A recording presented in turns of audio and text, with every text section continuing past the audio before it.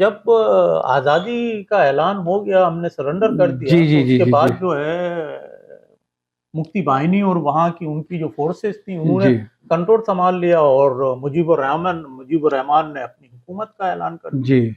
तो फिर बस ये हुआ कि लोगों का मार कटाई और पकड़ धकड़ शुरू हुई और उसमें जो है काफी लोग मारे। वालिद साहब का ये हुआ कि जब हम जिस घर में वहां रह रहे थे, तो एक दिन जो है दरवाजे पे दस्तक हुई, जो हम एक्सपेक्ट करते थे, जो हमें जी जी जी खबरें जी जी मिलती थी जी। कि वो आते हैं और इनके मुक्ति वाहिनी के लोग, और वो घरों से लोगों को पकड़ के ले जाते हैं, और उसमें जो है ज्यादातर उनका जो है कंसिडरेशन होती है कि यंग बच्चों को और लड़कों को पकड़ा जाए, और अर्निंग मेंबर फैमिली जो हो। Family earning member. तो यंग को वो इसलिए पकड़ना चाहते थे कि हम लोग जो है वहां पर जब आर्मी एक्शन हुआ, जी। और आर्मी एक्शन के बाद और एक्शन से पहले भी फौज को जो है रजाकारों की जरूरत सही। है, जिसमें फौज ने जो है ये अल बदर, अल शम्स और दूसरे रजाकार जो है जी जी ये बनाए, उनको सपोर्टिंग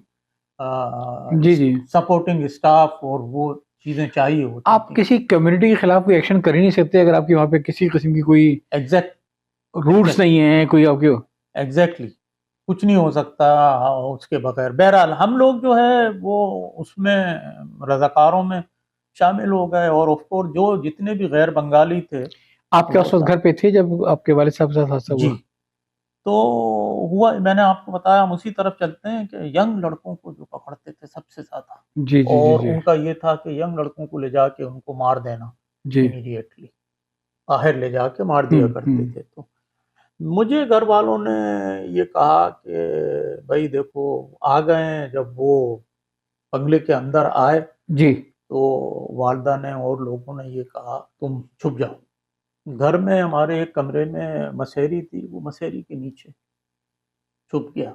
डबल बेड, काफी बड़ी मसेरी थी, उसके नीचे एक कॉर्नर में, और बॉडी भी ऐसी नहीं थी, बच्चा था यंग। तो जो मुझे याद है, और मैंने वो मतलब जब घर के आए, अंदर आए, उन्होंने घर की तलाशी ली जी जी जी सब जगह, और तराशी लेके उस टाइम में उनके पास जो राइफलें हुआ करती थी, राइफल के आगे जो है वो एक खंजर लगा हुआ होता था, शायद आपने जी जी जी बिल्कुल देखा। जी जी हाँ। जी जी। तो वो जो है पलंग के नीचे और दूसरी जगह वो इस तरह से खंजर, वो राइफल जो है पकड़ के डालते थे कि अगर जी कोई यहाँ छुपा हुआ। तो वो इत्तेफाक ऐसा हुआ कि बस मैं ये देखता रहा कि ये मेरे पास आने वाला है खंजर, ना मेरे मुंह से आवाज निकली, कोई चीज नहीं, बस वो पकड़ नहीं सके और चले गए निकल के। मगर वो जब निकल के जाने लगे, तो इतनी देर में उनके जो दूसरे लोग थे, उन लोगों ने घर के सारे मर्दों को जमा कर लिया, और सारे मर्द जमा करके उसमें मेरे वालिद साहब भी थे, वो अपने साथ लेके चले गए। और बाकी वो गैर बंगाली ही थे जो आपके उस मकान में मुकीम हो गए थे जी, पनाह के लिए? उसमें सारे गैर बंगाली थे जी उसमें। जी जो है वहाँ के वालिद साहब के दोस्त अहबाब थे, जी जी वो जी जी। वहाँ के रहने वाले भी थे। कितने लोग पकड़ के ले गए? 6 आदमी थे उस फैमिली के हेड जो थे, जी जी। वो उनको 6 आदमियों को हमारे घर से कितने ले लोग गए। वापस आए? 3 जो है वो उनका ट्रेस हुआ, वो वापस आ गए, और 3 आदमियों का जो है, जिसमें आपके वालिद साहब भी थे? जिसमें मेरे वालिद साहब भी थे, उनका कोई ट्रेस नहीं। अल्लाह, ज़ाहिर है इतना अरसा हो गया है। दुआए मग़फ़िरत की जा सकती है उनके, अल्लाह ताला उनके बेशक जो भी हमने है। भी सब्र कर लिया, जो हमने वहाँ हालात देखे और सारी चीजें देखी, तो मतलब ये है कि एक वक्त आता है कि आदमी को दिल पे पत्थर रखना पड़ता है, और हमने भी अपने दिल पे पत्थर रख लिया कि ये। मैंने माइग्रेशन की है ढाका से 1973 में। 73 में आप माइग्रेट गए? 70 जी 73 में, तो जी जी। आप ये समझ लें कि जी सर चले। जी। दिसंबर 71 से हम 73 तक जो है हम्म। वो वहीं रहे बंगाल में, और कोई जराए नहीं थे वहां से बाहर निकलने के, और चीजें नहीं थी।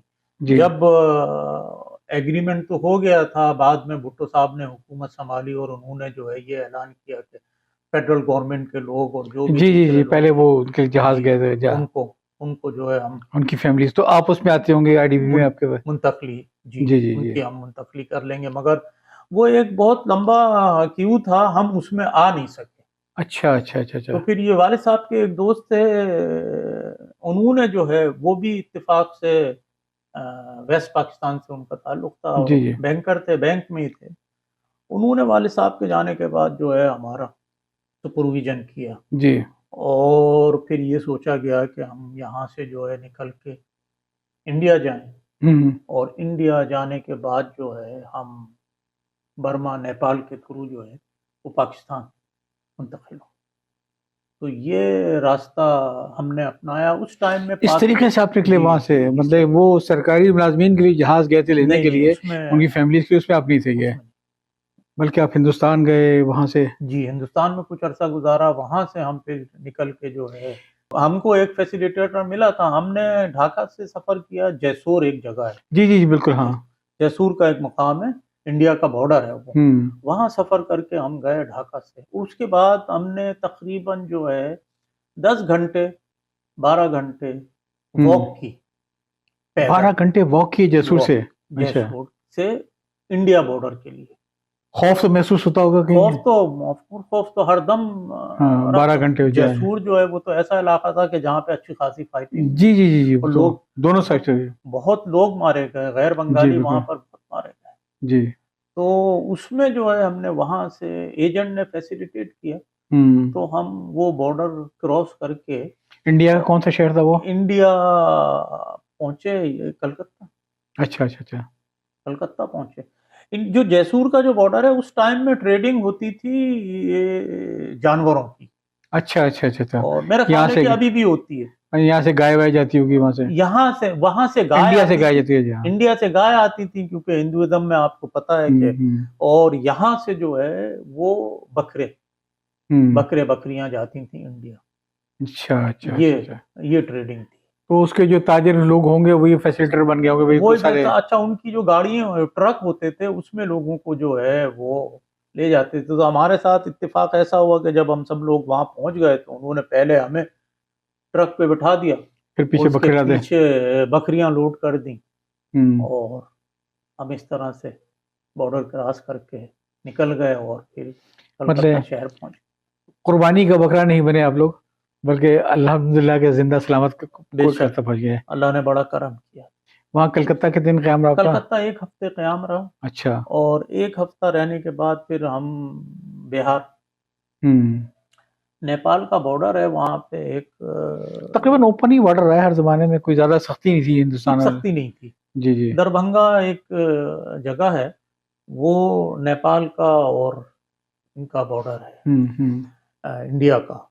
वहां से जो है उन्होंने निकाल दिया, एजेंट था साथ में, और उसने बॉर्डर, पैदल लोग आना जाना करते थे, तो उन्होंने वहां से क्रॉस करा दिया। बस जब वहां से इंडिया का बॉर्डर क्रॉस कर गए तो फिर जो है एक थोड़ा सा रिलैक्स जी हो गए कि चलें जी, हम जो है। आपके कितने फैमिली मेंबर आपके साथ थे उसमें? 9 लोग घर के जी, 8 बहन भाई हम थे और एक वालदा थी साथ में। माशाल्लाह। तो बड़ा खौफ होगा खुदा न खासा कहीं इधर हो जाए तो। और आप ये देखें कि बच्चे उस टाइम में, तस्लीम भाई, बच्चे एक के ऊपर एक बच्चे होते थे। 1.5 साल का फर्क है, 2 साल का फर्क, बहन भाइयों में इतना फर्क होता था। तो वो सारे सब।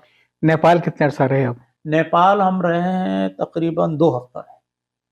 फिर वहां से बाई एयर कराची आए? By air Karachi. असल में होता ये था कि जब आप नेपाल में पहुंच गए तो नेपाल में जो है फिर आप सरेंडर करते थे अपनी एम्बेसी को। अपनी एम्बेसी को रजिस्ट्रेशन वहाँ कराते थे कि भाई हम जो है यहाँ पहुंच गए हैं, पाकिस्तानी नेशनल हैं, और हमारा जो है हमको फैसिलिटेट किया जाए। तो वो टेम्परेरी एक पासपोर्ट बनाते थे वहाँ पर। अच्छा, वो पासपोर्ट जो है वो बनता था सिर्फ इसी एक बार वन टाइम। मगर एम्बेसी जो है वो वहाँ से यहाँ मैसेज भेजती थी कि भाई ये ऐसी ऐसी फैमिली आई हुई है, इसने रिपोर्ट की है, इसको स्पॉन्सर करें यहाँ से। तो वो बैंक ने स्पॉन्सर किया। अच्छा, वहां से? जी जी। जब यहाँ से एनओसी जाता है तो फिर माइग्रेशन हो जाती है।